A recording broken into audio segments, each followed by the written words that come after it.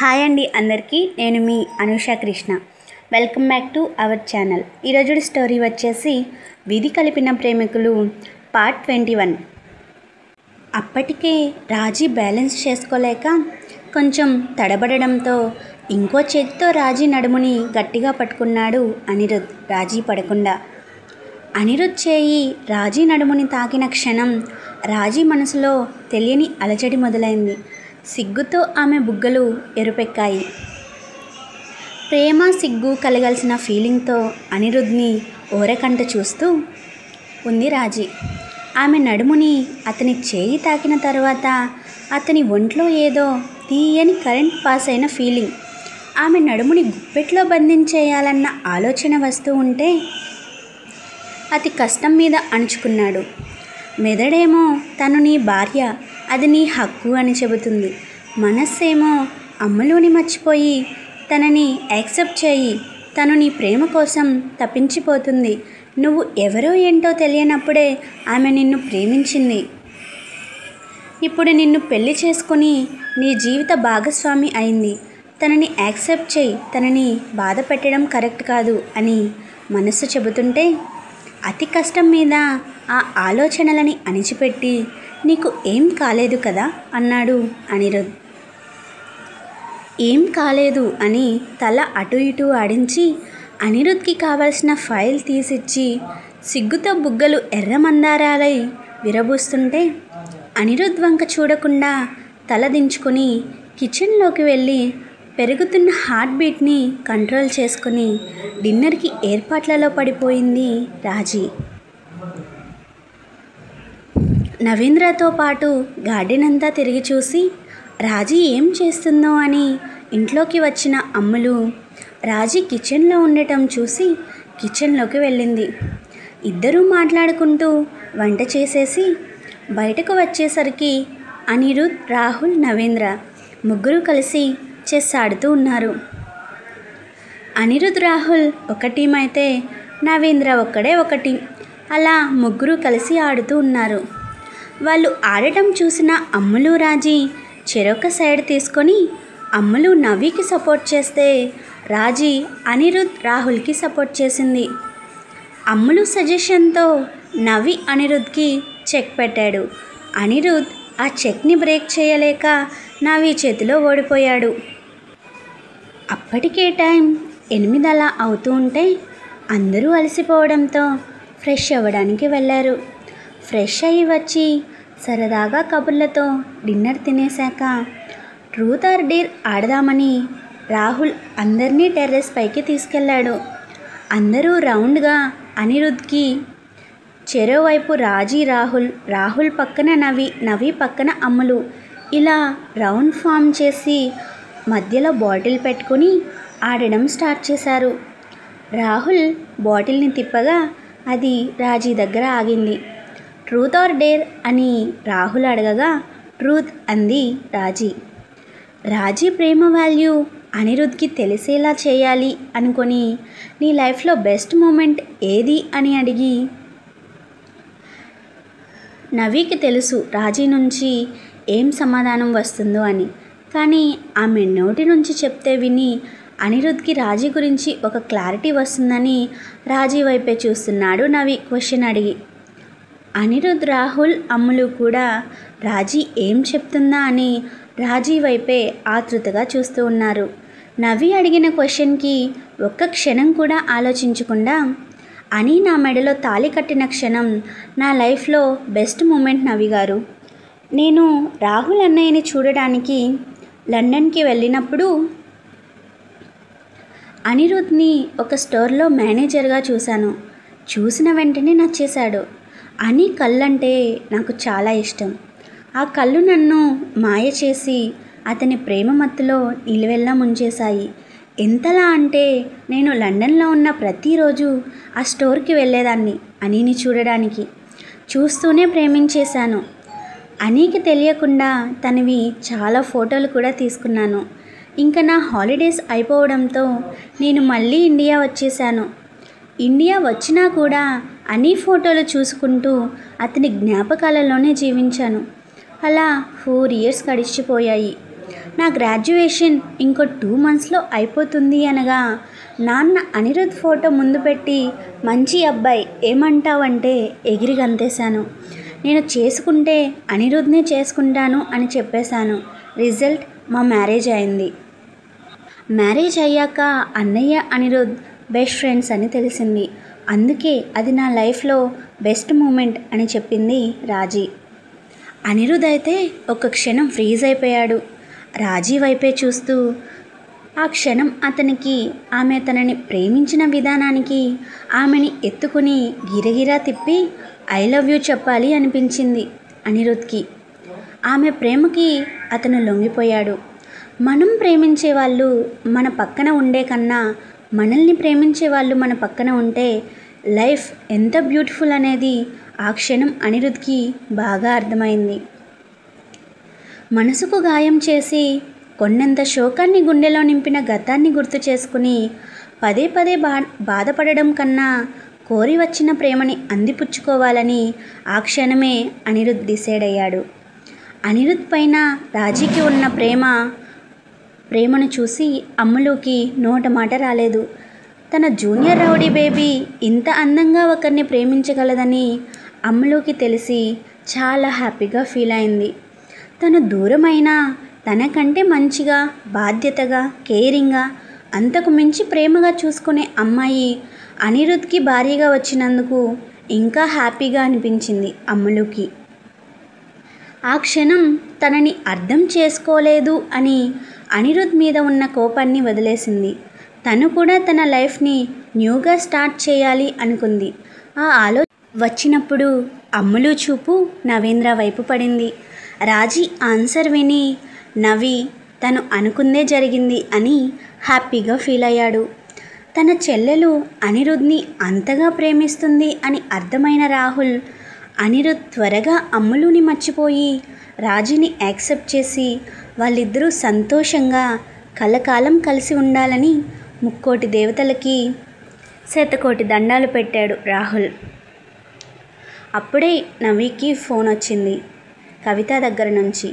ఈ టైంలో కవిత చేస్తుందేంటి, ఏమైనా అర్జెంట్ ఏమో అని ఫోన్ లిఫ్ట్ చేసి హలో అన్నాడు. అన్నయ్య, అత్తమ్మకి సడన్గా హార్ట్ స్ట్రోక్ వచ్చింది. దగ్గరలో ఉన్న హాస్పిటల్కి తీసుకుని వచ్చాను. నాకు చాలా భయంగా ఉందన్నయ్య, నువ్వు ఇప్పుడు రాగలవా అంటూ చెప్పింది కవిత. ఇప్పుడే వస్తున్నానమ్మా, నువ్వేమీ భయపడకు అని కవితతో చెప్పి మా అత్తయ్యకి హార్ట్ అటాక్ అంట, నిన్ను తొందరగా వెళ్ళాలి అని అనిరుద్ వాళ్ళతో చెప్పి నువ్వు ఉండాలి అనుకుంటే రేపు ఉండేసిరా అని అమ్ములుతో అన్నాడు. వద్దు, నేను కూడా మీతో పాటే వస్తాను అని చెప్పింది అమ్ములు. సరే అని ఇద్దరికి రిటర్న్ ఫ్లైట్ టికెట్స్ బుక్ చేసి అనిరుద్కి రాహుల్కి సెండ్ ఆఫ్ ఇచ్చి ఎయిర్పోర్ట్కి బయలుదేరాడు నవీ అమ్ములుతో పాటు. మేము మిమ్మల్ని డ్రాప్ చేస్తాం అని అనిరుద్ రాహుల్ చెప్తున్నా వినకుండా ఈ టైంలో మీకెందుకు శ్రమ అని చెప్పాడు నవీ. ఎయిర్పోర్ట్కి వెళ్ళే వరకు ఇద్దరు ఏం మాట్లాడుకోలేదు. చెన్నైలో ఫ్లైట్ దిగాక నిన్ను మీ ఇంటి దగ్గర డ్రాప్ చేయమంటావా అని అడిగాడు నవీ.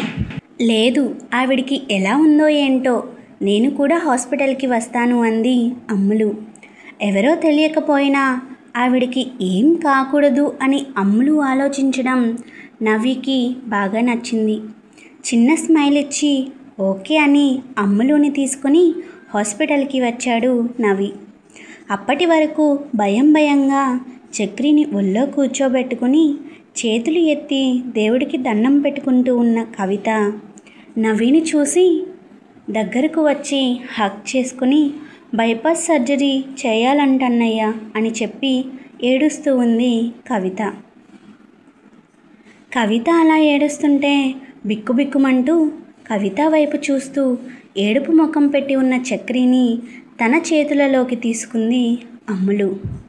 కవితని కంట్రోల్ చేసి ఏం భయపడొద్దు, నేనున్నాను అని ధైర్యం చెప్పి డాక్టర్స్తో మాట్లాడడానికి వెళ్ళాడు నవీ.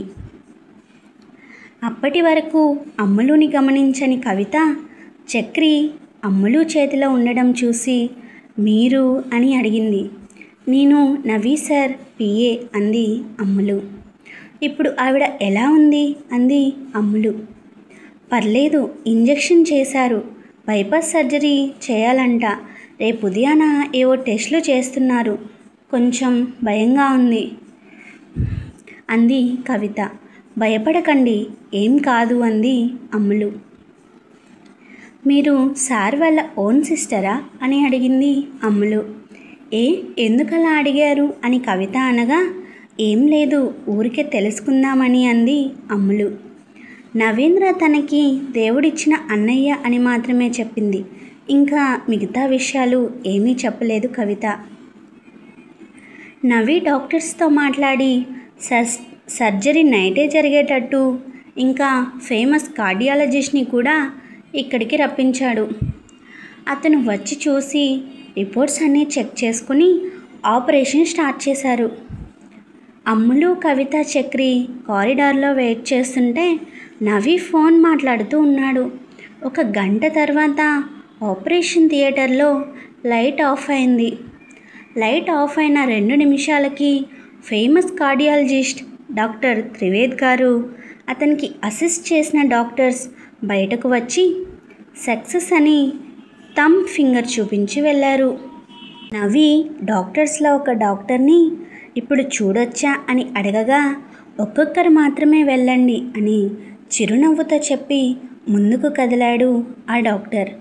ఫస్ట్ కవిత, చక్రి, తరువాత నవి, తర్వాత అమ్ములు, ఇలా ఒక్కొక్కరు వెళ్ళి సావిత్రిని చూసి వచ్చారు. ఇప్పుడు అత్తయ్యకి ఏం పర్లేదు కదా, నువ్వు బాబుని పెట్టుకుని హాస్పిటల్లో ఎందుకు, ఇక్కడ నేను చూసుకుంటాను, నువ్వు ఇంటికి వెళ్ళు, కింద మన కారుతో పాటు డ్రైవర్ కూడా వెయిట్ చేస్తున్నారు, నిన్ను ఇంటి దగ్గర దింపుతాడు అని నవ్వి చెప్తే, వినకుండా లేదు నేను అత్తమ్మ దగ్గరే ఉంటాను అని కవిత భీష్మించుకుని కూర్చుంది. నవి ఎంత చెప్తున్నా కవిత వినకపోవడంతో నవి అమ్ములుకి సైగ చేశాడు, ఎలాగైనా ఇంటికి తీసుకెళ్ళమని. అమ్ములు కూడా చాలా నచ్చ చెప్పింది.